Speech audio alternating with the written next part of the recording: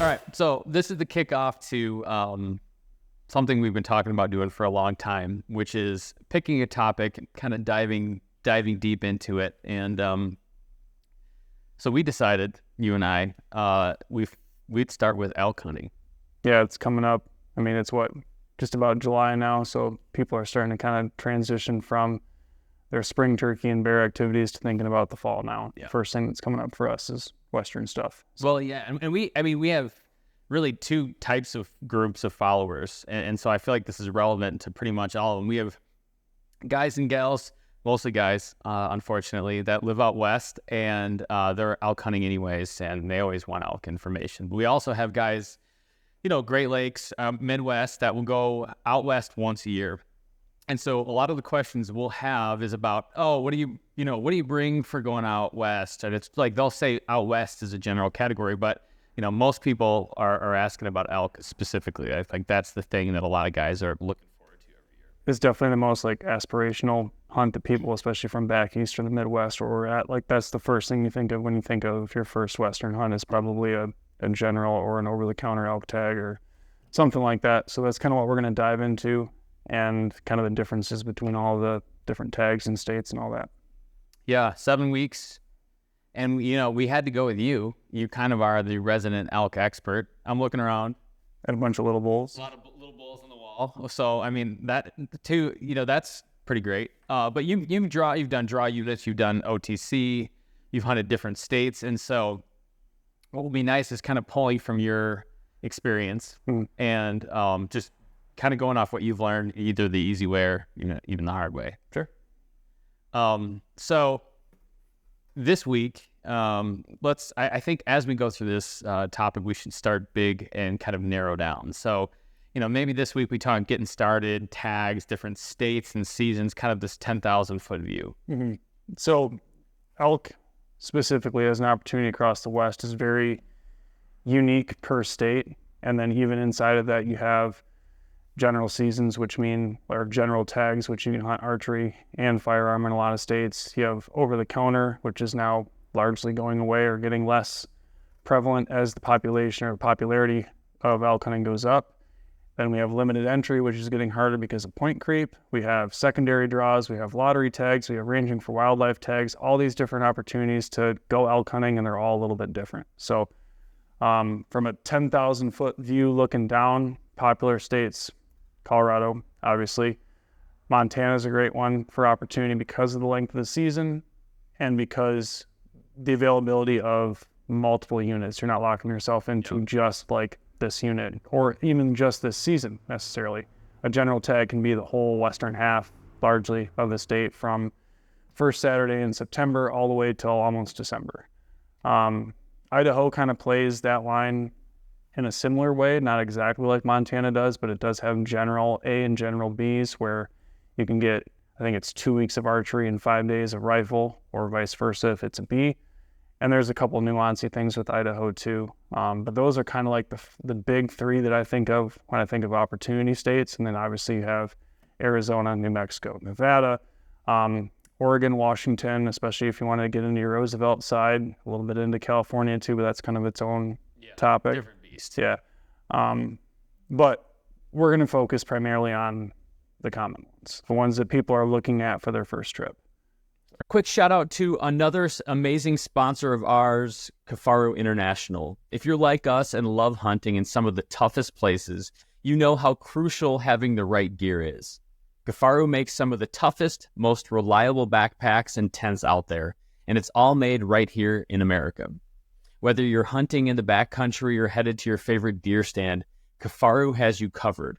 Keep your eyes out this year, especially as they're launching a ton of amazing new products like the new Arc frame that just came out. So next time you gear up for an adventure, make sure to check out Kifaru International.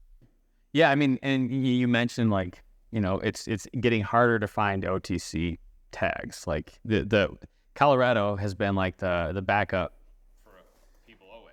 Yeah, so I did a very similar video 3 years ago, and it was the 3 top OTC elk states. Yeah. And as of next year, none of those states are OTC, which is kind of mind. Where were they? It was Colorado, Idaho, and Oregon. Okay. And as of next year, those are all gone for archery. So that's new news. And by the time you listen to this, if this is like a year-old podcast, some of this information is going to be different again. So kind of take this as a blanket statement that you need to confirm this info because it's constantly changing. Yeah. But yeah, as of 25, Colorado is no longer over-the-counter archery season for non-resident. So you're bumping up against that. You're bumping up against, you mentioned point creep. Mm-hmm. Like for somebody maybe who doesn't even know what point creep is, what are you referring to there? So point creep is basically every year in these given states, a lot of them do a point system where you basically pay $10 to $150 for a point, and that ups your odds of getting a better limited entry area the following year or years to come. But as that applicant pool gets greater and greater, more people are looking to elk hunt, those points are worth consequently less and less in most cases. And then you have things like Wyoming where they allocate a less percentage of those available tags to non-residents without an outfitter.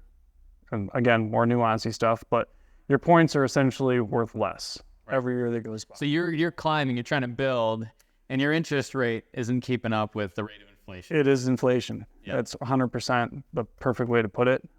So you have to kind of balance that out throughout like your portfolio and say, okay, I want to do this in this amount of years. I'm not going to save up. Like Colorado is a perfect example. I'll never save 10 points in Colorado, ever. No. I'm going to burn them well before that hits there. So I have kind of this number in mind with each of these states of how much I'll let it grow before I'm like, time to cash it in. Right. And because otherwise you get to a certain point, it's just not worth it. You're wasting time. I think so. But everyone has to decide that for themselves of like, if you look around here, there's a lot of not big bulls, but I've got a lot of them, right? I like that more than Quantity over quality, baby. for just to a degree. Yeah, for sure. So everyone has to make that decision for themselves, but there's an opportunity for everyone no matter when you're getting into it. Like if you have 0 points right now and you do want to hunt next year, there's plenty to put in for. OnX is the title sponsor of our podcast here at the Fair Chase, and it's a must-have app for all of us who love to explore the outdoors. Whether you're hunting or hiking or fly fishing, OnX gives you detailed, accurate maps right at your fingertips. With property boundaries, topographical features, and trail data, you'll always know where you are and where you're headed. You'll also likely be able to figure out where that big buck is headed to. Plus, their offline maps mean you're covered even in the most remote locations. OnX is the ultimate tool for outdoor navigation, making every adventure safer and more enjoyable. Download OnX today and explore with confidence. Yeah, and you sent me some over the last couple of days and showing me. Yeah. So last night I put in for the second draw because I didn't draw the unit I wanted to hunt with. I put all my points in for that unit and didn't draw it. But there's a whole list of ones that got turned back in from guys that did draw New Mexico or Arizona, and they turned the Colorado tag back in. So there's lots of opportunities. But well, we can dive into, maybe next episode we get into like OTC, general tags, limited entry, secondary, that kind of thing. But the other, I guess, so we're talking states as one. The other part is like seasons, right? So you're matching up state with season. Right. Yeah, how are you doing that? So you kind of have to decide what's important to you. So if you're through and through an archery hunter and you're not going back with a rifle no matter what, or maybe you have very limited vacation time and you just have 7 days and it's all going to be in archery, then look at specific archery units for Colorado as an example. Like those seasons and those tags are specific for archery, muzzleloader, first, second, third, and fourth rifle. If you do have a little bit more time or if you have some more flexibility in your schedule, that's why I like Montana so much, is I can go for a week in archery season, and if I strike out, I can go back during rifle season for 3 or 4 days and try to capitalize on that tag yet. So the general tags, by and large, Idaho, Montana, Wyoming, you can hunt both seasons on that same tag depending on the type notation on the tag in Wyoming. Colorado, you are married to whatever season you select. Yep. So what's your favorite season? What's yours? Archery, now that I've figured it out, but I spent an archery season figuring it out and going back with a rifle to kill that bull. So now I've gotten to the point where I'm much more efficient during that archery season, knowing what they're going to do. And they're so much more predictable that time of year than when you get into those rifle hunts, they get pushed around a lot. They become much more isolated. They're not near as vocal. Yep. They're back in bachelor groups, basically in survival mode after having their asses kicked all rut. Yeah. Okay. So you're looking at states and seasons first, right? States and seasons, yep. And then if you're just getting into this, you have 0 points. The big three that I would look at is Colorado, Montana, and Idaho.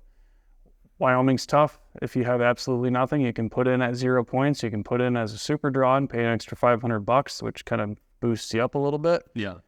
But you're likely not going to get it. The other thing that you can do in all these states as well is say, I don't have $1,000 or $800, throw it a tag. You can put in for a cow tag anywhere between $250 and $500. Go get the experience of it, but you're not taking points home. Yeah. So, I mean, it's still shooting an elk. Yeah. So, yeah, we've talked about that, setting those kind of hunts up. Interesting. So as you've kind of gone and figured this out and looking at different states, you know, have you, like, you mentioned like Colorado is like over the counter. You can get some stuff with rifle right away. I've done that twice the second season. Would you, if it's something over the counter and it's kind of like you didn't get drawn, you're going over the counter, are you focusing in on certain seasons like Colorado? Like the time I spent for second rifle, for example, was rough. 2 years I did it, you know, over a 2 weeks period of time, and struck out both times. Yeah, you almost have to kind of, it's the same as deciding what you want your hunt to look like. It's also what's your skill set like. Yeah. So low, just imagine a low skill set. Well, either or like what's your how good are you in the cold? Yeah. So I love hunting in the cold, and I like hunting when there's not very many people around. So I picked 4th season this year in Colorado for my second draw. It's going to be cold. It's going to be snowy. It's going to be nasty. The elk probably aren't going to be moving very far. If they are not down from the alpine yet, they will be soon. They'll be a little bit more predictable that time of year, but it's going to take more to get to them, which is perfect for me. As opposed to you going on second season, there's a ton more people that are going, tons more people that time of year. But you're not dredging through snow. You're not freezing to death. Yeah. And again, this is all weather related, so who's to know? This episode is also brought to you by 2O Gear, innovators in technical hunting clothing.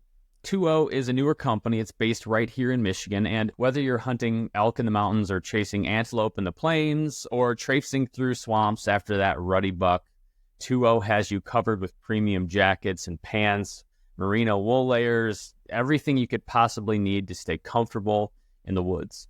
Their products are engineered for functionality and durability, ensuring you stay protected in any conditions. Plus, their camo is really effective. We're big fans. So don't take our word for it, though. Go to 2ogear.com and check it out. You do like the late season. Didn't you shoot that bull and you like fell in the snow and like passed out?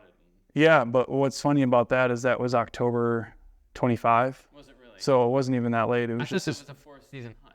That was opening day of rifle season in Montana. So just weird weather. But I've also been there in November and had it be 65 and sunny. Right. So picking seasons, especially when you're looking at 1st, 2nd, 3rd, and 4th rifle, is tough because you have 5 days. Yep. It's your window. Yep. Seven or 5 days, depending on the season. So you're when you're looking at which seasons to pick, you're also considering like what everybody else will do, trying to clear everybody out, kind of have your time. I look at season dates, how it fits my calendar, my life, work, family, all that stuff. And then I look actually at posted success rates and try to find the lowest ones. Because those are typically the ones that I'm most interested in doing. You want lowest success rate? Lowest success. So highest success is this. I mean, you got to remember, everyone is looking at the same info. Yeah.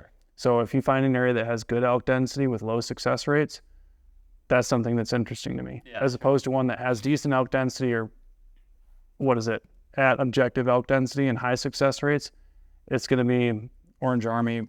So are you hoping then you're picking a place and you're hoping that like it's just nasty terrain and people suck at it because it's hard to get to? Or on a rifle hunt, I'm betting on that I'm willing to work harder than other people. But again, that's the tactic that I kind of go with. Yep.